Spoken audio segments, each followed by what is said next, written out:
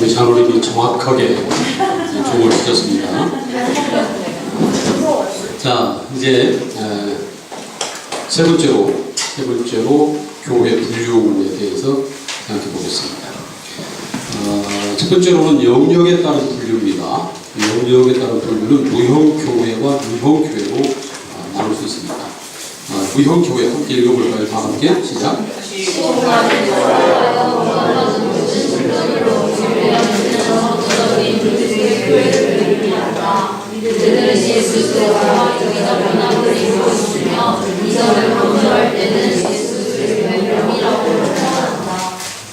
예, 무형교회는 시공간을 초월해서 구원받은 모든 성도들로 구성되어 있는 전 우주적인 그리스도의 복음 교회를 일컫는 것입니다. 무형교회죠. 자, 그런데 또 유형교회도 있어요. 유형교회. 유형교회는 눈에 보이는 교회 중 말이죠. 함께 읽겠습니다. 시작.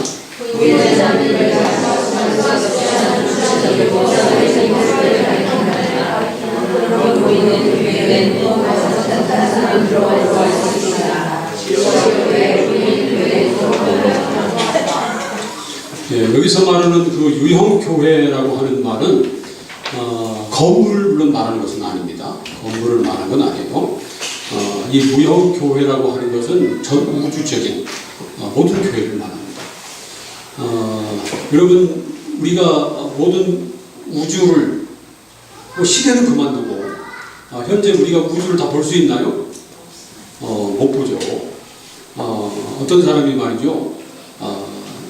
내 눈에 하나님 보여주면 하나님 믿겠다. 그러니까 그 사람을 향해서 그렇게 말했답니다. 당신이 지금 보고 있는 공간은 우주에서 정말 사람의 손으로 말하면 손톱만큼도 못한 그만큼 보는 겁니다. 그러니까 동시에 우주를 볼 수 있는 사람만이 사실은 하나님 안 계시다. 그렇게 말할 수 있다는 겁니다. 그러니까 여기서 말하는 무형교회는 우리가 보지 못하는 모든 우주적인 시공간 초월한 교회를 말하고, 유형교회는 물론 건물을 말하는 건 아니지만 예를 들어서 지금 현재 우리 교회를 말하는 겁니다. 천안성결교회를 말할 때 건물만은 말하는 것 아니지만 우리 성도들을 일컫는 지역적인 교회, 로컬 처치죠. 그걸 말하는 겁니다. 그래서 이렇게 무형교회와 유형교회로 나눌 수 있다는 겁니다. 또 시기에 따른 분류는 구약교회와 신약교회로 나옵니다. 구약교회 함께 읽겠습니다. 시작.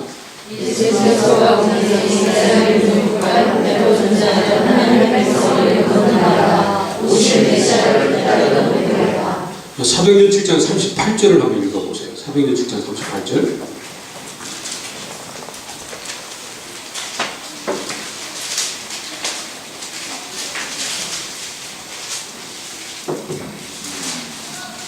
자, 찾은 분 빨리 읽으세요. 시내산에서 말하던 육천사와 우리 조상들과 함께 밤에 교회에 있었고 또 살아있는 말씀을 받아 우리에게 주던 자가 이 사람이라. 예, 이건 이제 스데반 집사님이 순교당하기 전에 스데반 집사님이 설교한 내용 가운데 하나입니다. 그런데 우리 조상들이 어떤 교회에 있었다고 말하죠? 안약 교회에 있었다. 이렇게 말합니다. 그러니까요, 신약 성경에서 광야 시대의 이스라엘 사람들의 공동체를 교회라고 부르고 있습니다.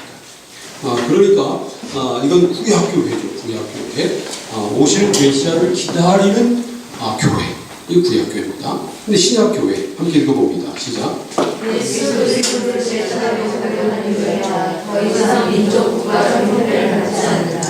예, 구약 교회는 이스라엘 공동체이기 때문에 국가적인 형태를 가지고 있었습니다. 하지만 신약 교회는 예수 그리스도를 구세주로 고백하는 교회이고 더 이상 민족 국가적인 형태를 갖지 않습니다.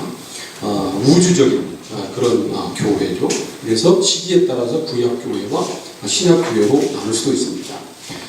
또 상태에 따른 분류는 전투의 교회와 승리의 교회로 나눌 수 있습니다. 전투의 교회 함께 읽어봅니다. 시작.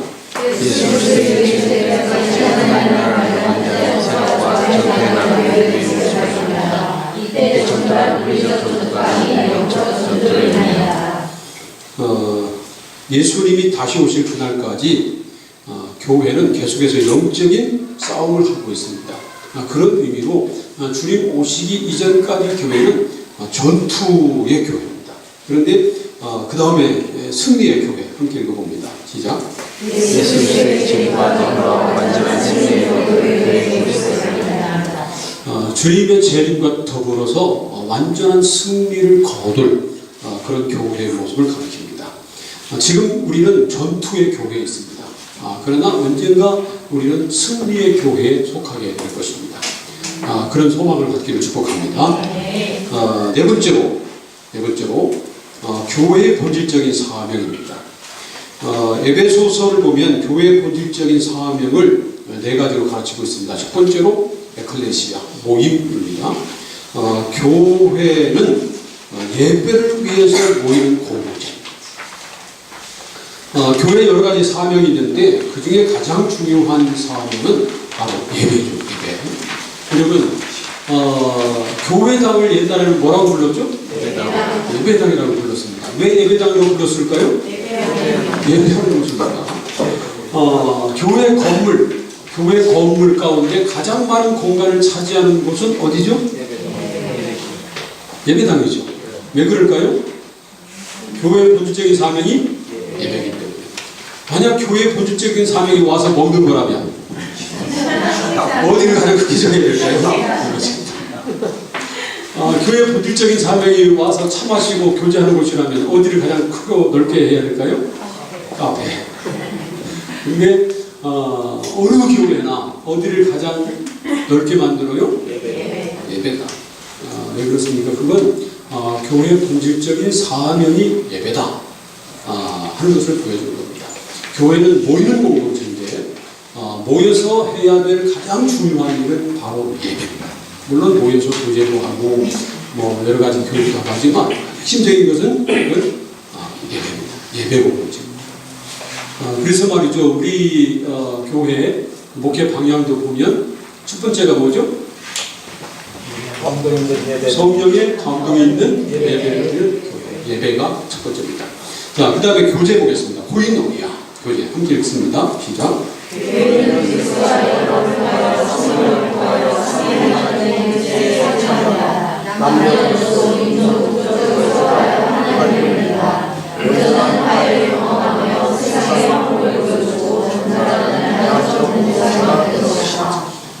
교회는 교회 공동체입니다. 그런데 단순히 사람들만 모이는 공동체가 아니라 그 예수 그리스도 안에서 구원받은 사람들이 함께 모일 때 성삼위 하나님께서 함께 하시는 그런 특별한 교제를 나눌 수 있습니다. 그래서 말이죠. 남녀, 여소, 인종, 지위 이 모든 것을 초월해서 하나가 되는 그런 교제를 교회 안에서 나눌 수 있는 겁니다. 뭐 교회를 떠나서도요. 이 건물적인 교회, 지역적인 로컬 처치라고 하는 것을 떠나서도 예수 그리스도를 주로 믿는 모든 사람들은 우주적이고 대표적인 교회에 속한 사람이거든요. 그래서 그렇게 그리스도 안에서 하나가 되는 그런 놀라운 기쁨을 누릴 수 있습니다. 제가 그 미국 처음에 공부하러 갔을 때 3개월 동안 영어 공부를 했었잖아요. 그때 그 UIC라고 그 University of Illinois at Chicago, 시카고에 있는 그 일리노이 대학교 시내에 있는 거기서 3개월 동안 이제 어학고시 공부를 했었어요. 그런데 이제 함께 대학교 기숙사에서 생활하는데 가만히 봤더니 어느 방에서 기도 소리가 들리더라고요. 찬양 소리하고 기도 소리가 들려요. 그래서 제가 가봤습니다. 가봤더니 흑인들만 보였어요. 흑인들 그리스도인들이 몇 명이 모여가지고 그 방에서 찬송하고 기도하고 교전하고 그러더라고요. 그때 제가 영어 잘했겠어요? 못했겠어요? 미국 간지 몇 개월 안 됐을 때잖아요. 영어 배우러 와서 하고 있는데 영어 잘 못하는데 그래도 예수 믿는 그리스도인이라고 하는 것 때문에 그 자리가 함께 했어요. 서로 막 그 사람들도 친절하게 해주고 어떻게 보면 좀 겁나기도 하던데 그런데 그 함께 찬양하고 기도하는 순간 한 번은요 저한테 막 아무리 기도를 하라는 거예요, 그 사람들이. 그래서 나 영어 못한다고, 나 영어로 기도 못한다고 그랬더니 한국말로 해도 좋대요. 그래서 저도 한국말로 하겠다. 한국말로 기도했어요. 그런데 기가 막히게 아멘할 타임을 잘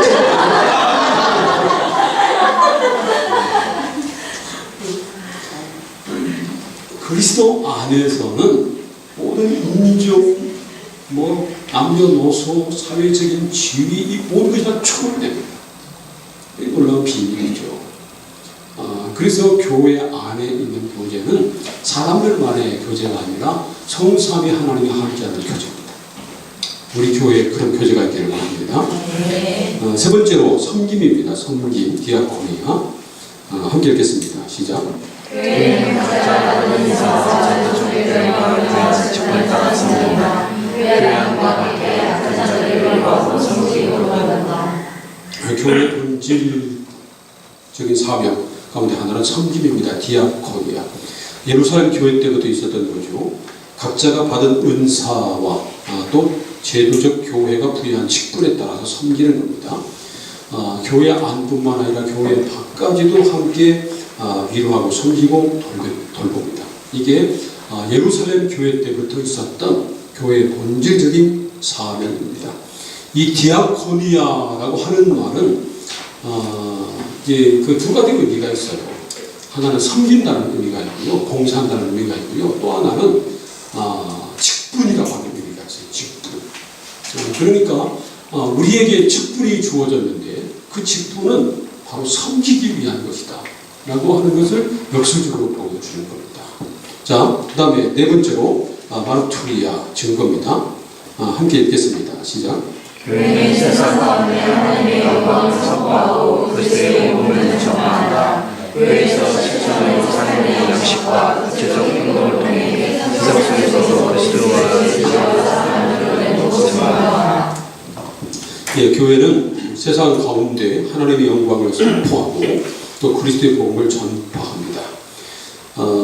교회의 중요한 사명 중에 하나가 바로 증거다 하는 거죠. 여러분 사도행전 1장 8절 말씀 기억하시죠? 오직 성령이 너에게 임하시면 너희가 권능을 받고 예루살렘과 온 유대와 사마리아와 땅끝까지 이르러 내 증인이 그 증인 된다는 말이 바로 말투수입니다. 그리고 증거한다 하는 말, 이 마투리아는 말이 거기서 나왔습니다. 그 말씀 그대로 곧 그 다음 장 2장에서 성령이 임했고 제자들이 성령 받은 다음에 받자마자 외친 것이 너희들이 십자가에 못 박은 예수를 하나님이 살리셔서 우리의 주와 그리스도가 되게 하셨다 하고 그리스도를 증언했습니다. 그래서 사도행전은 교회가 어떻게 그리스도를 증언했고 그래서 그리스도의 복음이 어떻게 확장됐는가 하는 것을 보여주는 겁니다. 그러니까 교회의 중요한 사명은 증거입니다. 증거.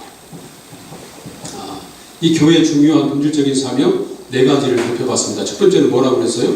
에클레시아, 모임인데 그 모임은 목적은 예배라는 거죠. 두 번째로 코이노니아, 교제. 세 번째로 디아코니아, 섬김. 네 번째로 마르투리아, 증거. 이 네 가지가 교회의 본질적인 사명입니다. 자, 다섯 번째, 교회 조직과 직분. 초대교회는 성장해 가면서 가정교회에서 조직교회로 발전하며 직분자들을 택해 세웠다. 처음 교회는요, 가정교회였어요. 가정교회. 마가의 다락방에서 시작이 됐고, 그리고 또 빌립보에서는 누구의 집에서 교회가 시작이 됐어요? 루디아의 집에서 시작이 됐죠. 이처럼 집에서 교회가 시작이 됐어요. 왜 그랬을까요?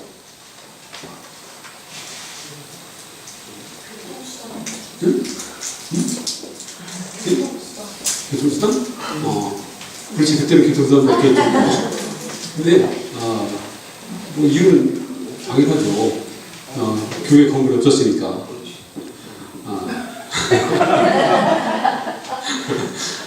그때는 가정에서 시작이 됐는데, 그건 사람이 적었기 때문에 그렇습니다. 사람이 적었기 때문에.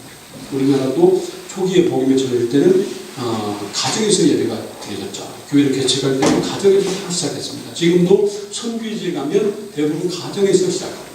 근데 사람이 많지 않았기 때문에 그래요. 그런데 이제 문제는 나중에 사람들이 점점 많아져. 사람들이 많아지면 어떻게 했을까요? 두 번째 단계가 있어요. 두 번째 단계. 두 번째 단계는 뭐냐면요. 집을 트는 겁니다. 그 집을 겉에는 그대로 놔두고 안에 가능한 것만 터가지고 거기서 그 예배를 드리고 모임을 갖는 거예요. 이게 두 번째 단계입니다. 세 번째 단계는 뭘까요? 아예 교회로 지는 것.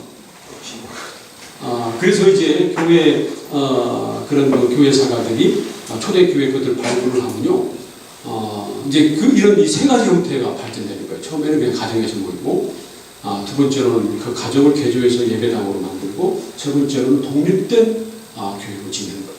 얼마 전에 제가 그 나라는 기억이 안 나는데, 이제 언덕이 있고 이제 모래로 가려져 있는데, 나중에 발굴해 봤더니 거기 이제 그걸 하다가 발굴했는데, 한 4, 5세기경의 교회가 발굴해요.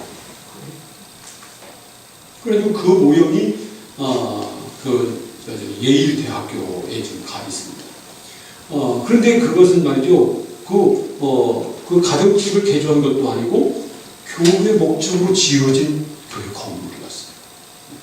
근데 이렇게 그 건물도 발전을 했을 뿐만 아니라 교회 조직도 발전했습니다. 벌써 사도행전을 보면 사람들이 많아지자 뭘 했죠?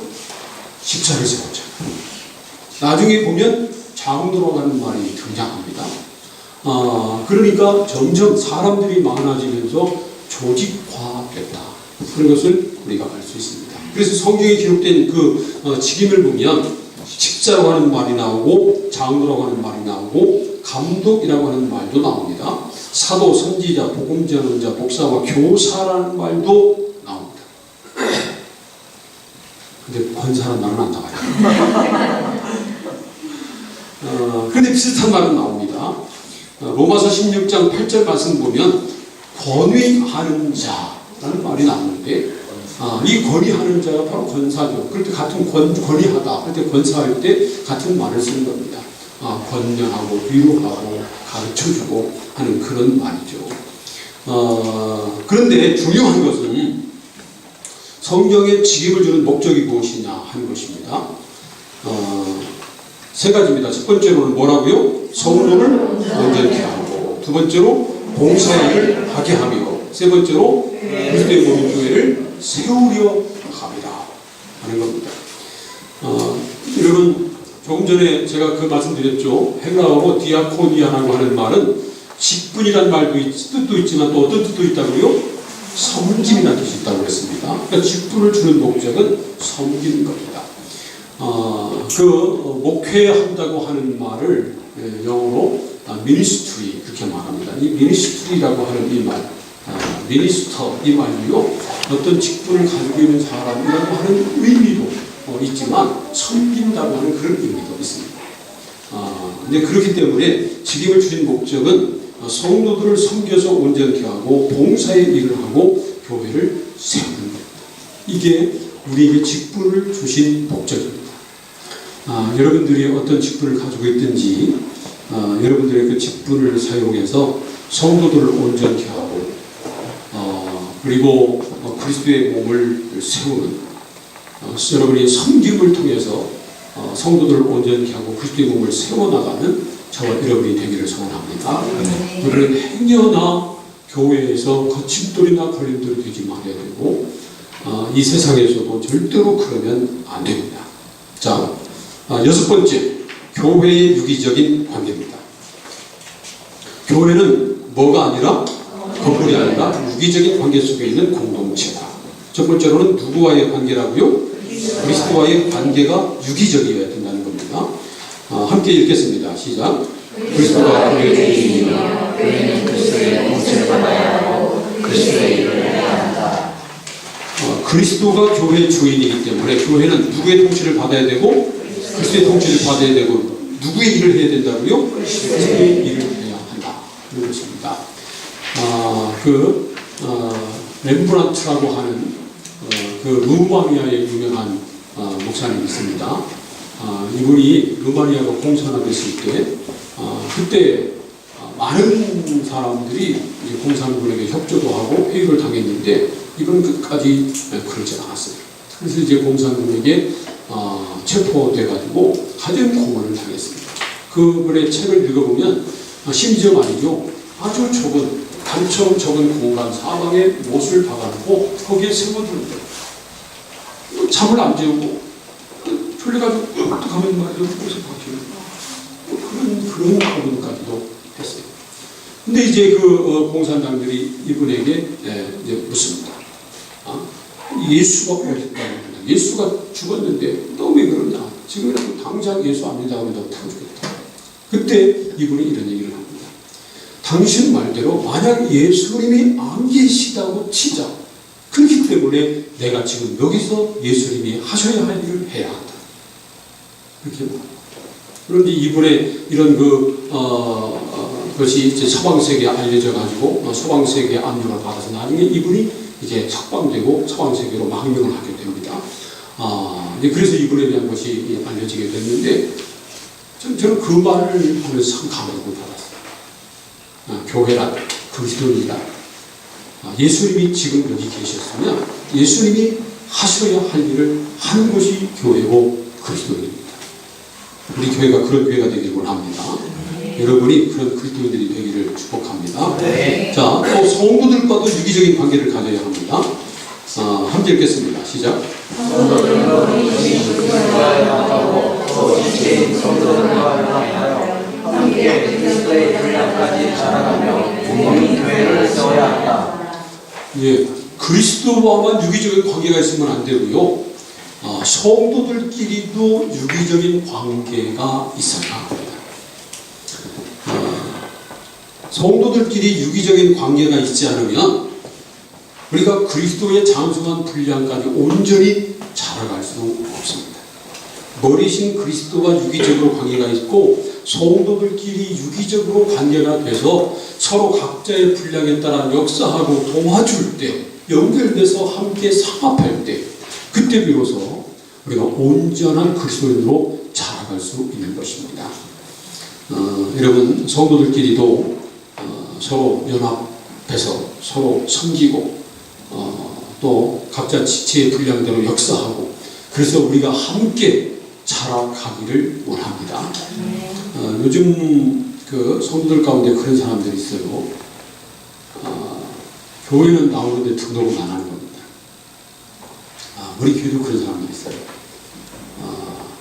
교회는 안 빠지고 나오는데 등록은 안 해요. 이런 분도 있었어요. 이제 제가 부여 있다가 천안에 왔잖아요. 천안에 오기 전에 그 부여 한 권사님이 그래요. 자기 친구가 있는데 그 권사님이 여자 권사님인데 자기 친구가 있는데 남자예요. 천안교회 지금 나가고 있다는 거예요. 근데 등록은 안 했다는 거예요. 그리고 알려주더라고요. 그리고 그 친구 좀 신앙생활 하겠으면 좋겠다고 부탁을 해요. 제가 와서 그분이 누군가 확인을 했어요. 그리고 이제 생활복팀이 접촉을 해가지고 나중에 결국 등록을 했어요. 등록한 다음에 등록하니까 이제 전도회도 연결이 되고 셀도 연결되고 그러잖아요. 그래서 그분한테 셀에서도 전화하고 전도에서도 전화하니까 승질된 거예요. 왜 나 귀찮게 하냐고. 그러더니 우리 교회를 떠나갔어요.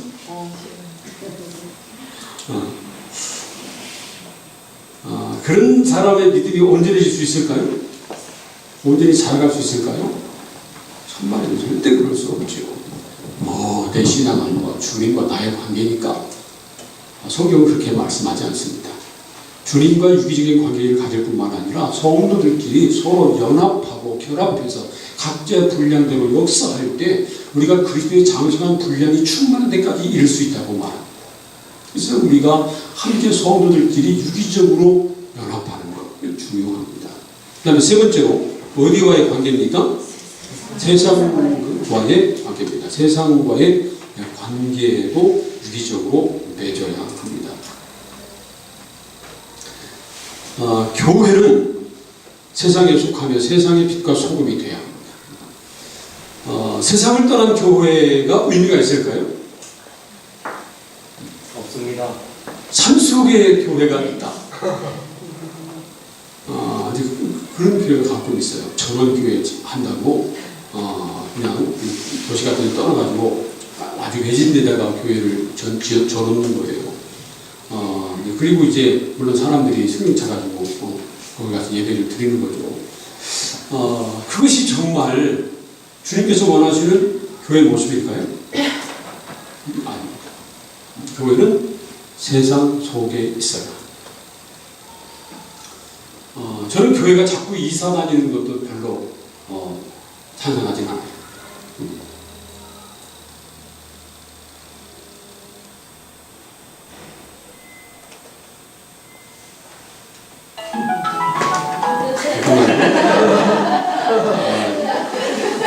바로 이거 하지 말라는 건데.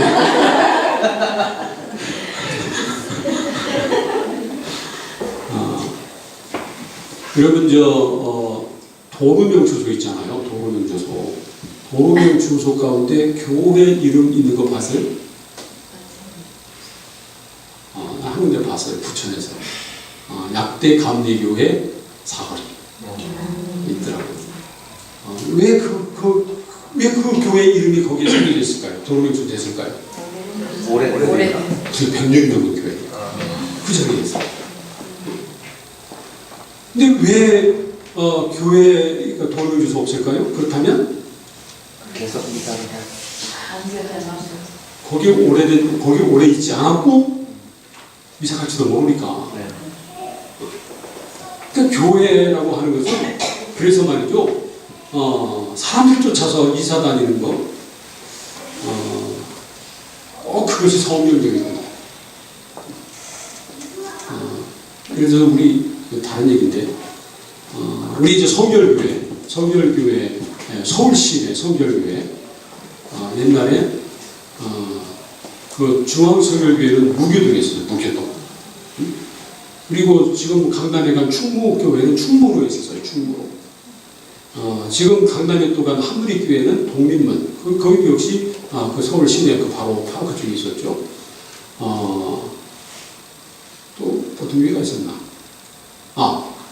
지금 삼성제일교회는 종로교회였어요. 종로에 있었어요. 이런 교회들이 다 나갔어요. 다 나갔어요. 가장 가까이 나간 것이 중앙교회죠. 그래도 동대문 그 옆으로 나갔으니까. 근데 사대문 안에 있던 교회가 다 나갔어요. 그러면 다 나가가지고 그 시내가 좁아서 다 나가가지고 밖으로 나가서 몇천 평 땅을 사가지고 교회를 크게 짓고 교회가 이전보다 더 훨씬 좋은 게 있나? 아니. 근데 그걸 서울 사대문을 지키지 못하고 떠나는 거예요. 종교감리교회 아시죠? 종교감리교회. 거기는 그 건물이 역사적인 그 지정이 됐어요. 100년 넘은 교회니까. 그 자리를 지키고 있어요. 영락교회 지키고 있어요. 영동성당 지키고 있어요. 세문안교회 지키고 있어요. 지켜야 돼요. 저한테 가끔 그걸 묻는 분들이 있어요. 천안성경교회 또 한 번 이사 안 가냐고. 좀 넓게 한 번 안 지냐고. 좀 모르겠어요. 그랬어요. 우리 교회가 한 10,000명 모이면 혹시 생각해 보겠다. 근데 교회라고 하는 것이 어떻게 다 얘기를 했지 지금? 교회는 세상에 속해야 된다. 그렇게 다 얘기한 거예요. 그러니까 세상 속에 속해야 돼요. 아까 말한 전원교회, 산속에 짓는 그런 교회, 거기 크게 짓고 막 넓은 땅 차지한다고. 교회는 세상 속에 있어야 돼요. 위치만 그런 것이 아니라 세상과 관계를 가져 소통을 해야 돼요. 제가 이제 중앙교회 부임한 다음에 2004년도 1월 달에 부임을 했거든요. 그래서 제일 먼저 한 일이 뭐였냐면 화장실을 고치는 거죠. 화장실. 부여중앙교회는 바로 옆에 터미널이 있거든요. 그리고 그 당시에는 지금 화장실이 교회 건물 안에 있지만 그 당시에는 마당에 있었어요. 마당에. 그러니까 동네 사람뿐만 아니라 터미널 이용하는 사람들, 터미널 화장실 복잡하면 다 그런 거였어요. 근데 화장실이 얼마나 더러운지 몰라요. 많은 사람들이 막 세우고 그러니까. 그래서 맨 먼저 한 일이 화장실을 깨끗하게 깨끗하게 정리를 했어요.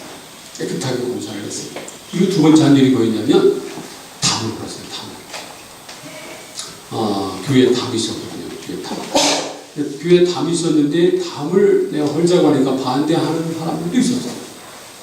그런 사람들이 막 교회 마당 다 가보지 다니고, 막 교회에 방범해도 오고, 위험이 있고, 안 좋다고. 그래서 아니다. 교회는 세상과 소통해야 된다. 하나가 돼야 한다. 하고 결국은 교회 담을 헐었어요. 교회 담을 허는 날, 내가 그걸 허는 것을 밖에서 지켜보고 있는데, 어떤 동네 사람이 지나가다 저한테 그러더라고요. 목사님, 내 속이 다 시원하네요. 교회가 막혀있던, 담장이 막혀있던 그것이 허물어지니까, 이건 상징적인 겁니다. 상징적인 거지만, 그분이 내 속이 다 시원하다. 근데 교회는 세상과 소통해요. 세상과 관계를 가져야 돼요. 우리 교회가 여러 면으로 세상과 소통하려고 노력을 하잖아요. 경로대학도 그 중에 하나예요. 제가 물론 고민이 있어요. 흘러간 옛 노래 같은 거 어느 수준까지 허용해야 되나.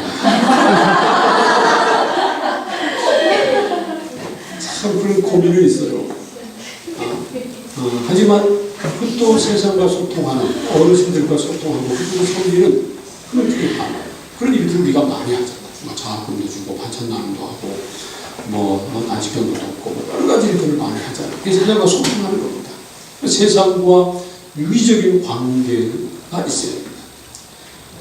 영어로 anonymous Christian이라는 말이 있습니다. anonymous라고 하는 말은 이 말은 감추어진 익명의 그런 말이에요. 익명의. 사실은 교회 밖에 있는 사람들도 사실은 anonymous Christian. 언젠가는 교회 안에 들어올 수 있는 크리스천이에요. 그렇기 때문에 우리는 세상과 끊임없이 소통하고 세상과 유기적인 관계를 가지고 있어야 합니다. 교회는 유기적인 공동체입니다. 첫 번째로 누구하고 유기적인 관계를 가져야 된다고요? 그리스도와. 그 다음에는 성도들끼리. 세 번째로는 세상과 유기적인 관계 속에 있어야 합니다.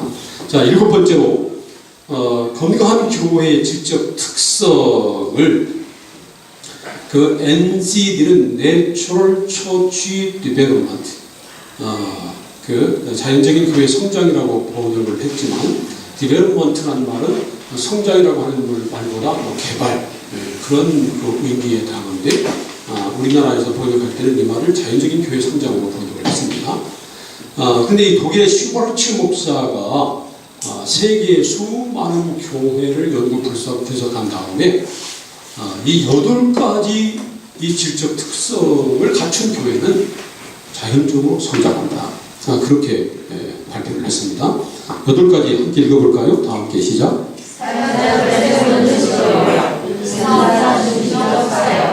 열성적 영성, 기능적 조직, 영감 있는 예배, 전인적 소그룹, 필요중심적 전도, 사랑의 관계. 첫 번째로는 사역자를 세우는 지도력, 리더십이 있어야 되고요. 은사 중심적인 사역을 해야 된다는 겁니다. 물론 자기가 좋아하는 일을 해야 되지만, 그러나 또 은사가 있는, 자기 은사에 맞는 그런 사역 배치, 네트워킹이라고 하는데, 그걸 해야 된다는 겁니다. 열성적인 영성이 있어야 되고요. 기능적인 조직이 있어야 되고, 영감 있는 예배가 있어야 되고, 전인적인 소급이 있어야 되고, 필요 중심적인 전도가 있어야 되고, 사랑의 관계가 있어야 한다. 그랬습니다. 그런데 이 책을 보면요, 이런 그림을 그렸어요. 그림이 잘못. 그림을 잘못 그려가지고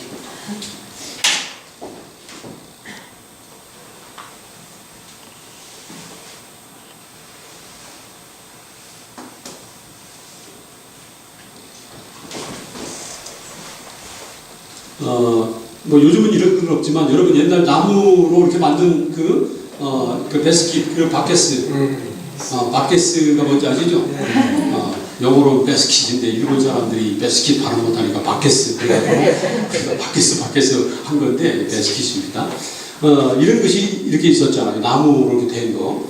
근데 여기 말한 것처럼 이제 리더십, 뭐 지도력, 소그룹, 예배, 그다음에 사랑, 전도, 뭐 이런 것들이 있다고 쳐요. 그런데 8가지인데 교회마다 어느 교회는 이 지도력이 이렇게 높아요. 근데 소그룹은 약해요. 또 예배는 강해요. 근데 또 사랑은 형편없어요. 뭐 전도는 끝내라고 하는 것 같은데 조금 기다리세요.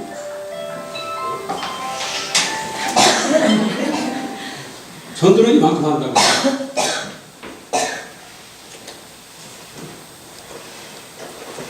그런다면 여기에 물을 부으면 어느 정도까지 물을 담을 수 있을까요? 가장 높은 데까지 물을 담을 수 있나요? 가장 낮은 데까지만 담을 수 있나요? 가장 낮은 데까지밖에 물을 담을 수가 없다 하는 겁니다. 그래서 말이죠. 아무리 어떤 특별한 부분에서 뛰어난다 할지라도 이 8가지 질적 특성 가운데 아주 부족한 점이 있다면 그 부분 때문에 더 이상 자라갈 수 없다라는 겁니다. 그래서 이 8가지 이 질적 특성이 균형이 잡혀야 한다. 그래야 그 교회가 건강하고 건강하게 성장할 수 있다 하는 것이 이 자연적 교회 성장의 이론입니다. 저는 우리 교회가 이렇게 균형 잡힌 교회가 되게 하려고 노력을 합니다. 우리 교회가 세운 그 목회 비전이나 아니면 목회 방향이나 그런 것도 사실 이런 것들이 그 안에 다 담겨져 있고요. 그리고 균형 잡힌 교회가 되도록 하려고 제가 애를 쓰고 그럽니다. 여러분도 제가 균형을 잃어버리지 않도록 기도해 주시기 바라고요. 우리 교회가 이러한 그 질적 특성을 골고루 갖춘 건강한 교회가 되도록 기도해 주시기 바랍니다. 마지막 8번째로 교회 개혁입니다. 에클레시아 레포마타 에스트 젬페르 레포만다 라틴어인데 이거 무슨 말이냐면 에클레시아 레포마타라는 말은 개혁교회라는 말입니다. 에스트 젬보라는 말은 항상 이란 말이고요. 레포만다 이건 개혁돼야 한다라는 말입니다. 에스트는 영어로는 이스에 해당되는 그런 말인데 개혁교회는 항상 개혁돼야 한다 그런 말입니다. 그러니까 종교개혁 전통 위에 서 있는 교회는 계속해서 개혁하지 않으면 그건 개혁교회가 아니다 하는 것입니다. 처음에 제가 말씀을 드렸죠.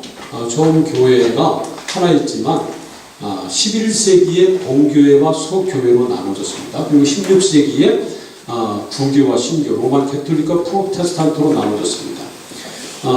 여기 프로테스탄트라고 이렇게 말하지만 종교 개혁을 리포메이션이라고 하잖아요.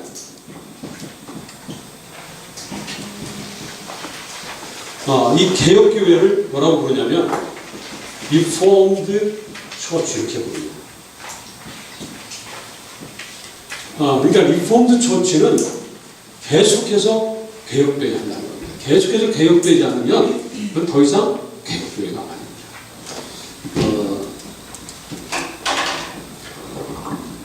우리 이제 성결 교회를 비롯한 이 땅에 있는 모든 교회, 개혁 전통 위에 서 있는 교회는 계속해서 개혁되지 않으면 더 이상 개혁 교회가 그러면 로마 천주교회와 다른 게 없습니다.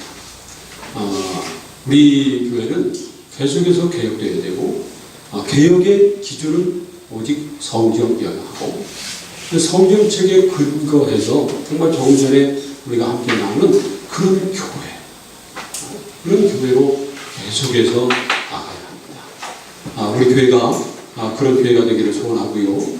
여러분들이 우리 교회를 그런 교회로 만들어가는 귀한 일꾼들 다 될 수 있기를 주님으로 축복합니다. 혹시 여러분 질문할 거 있으면 질문하세요. 설교가 아니라 강의니까 설교 시간에는 절대 질문하면 안 됩니다. 강의 시간에는 질문해도 됩니다. 질문 있으면 질문하시기 바랍니다.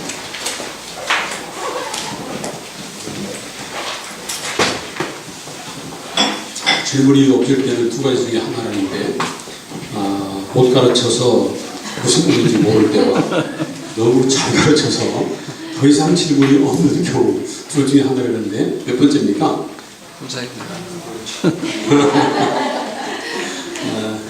어렵진 않았죠? 네. 고맙습니다. 기도하겠습니다. 하나님, 오늘 제자훈련 나눈 가운데 교회론을 함께 나눴습니다. 우리 교회, 주님의 교회인데 우리 교회가 성전적인 교회, 신앙 전통 위에 서 있는 교회, 개혁교회, 주님 오시는 그날까지 끝까지 개혁해서 주님께서 기뻐하시는 그런 교회가 되는 우리 교회가 되게 하여 주옵소서. 그리고 우리 모두가 우리 교회를 그런 성경적인 교회, 주님께서 기뻐하시는 개혁교회가 되도록 이 땅 위에 하나님의 뜻을 이루어가는 교회가 되도록 주님께서 지금 여기 계시면 주님이 하실 일을 하는 그런 교회가 되도록 그런 교회로 만들어가는 우리 모두가 되게 하여 주시옵소서. 이를 위해서 우리가 훈련을 받습니다. 하나님, 우리에게 지혜도 주시고 건강도 주시고 사모하는 마음도 주시고 열정도 주셔서 정말 훈련을 끝까지 마치고 사명 잘 감당하는 종들 다 되게 하여 주옵소서. 예수님의 이름으로 기도합니다. 아멘.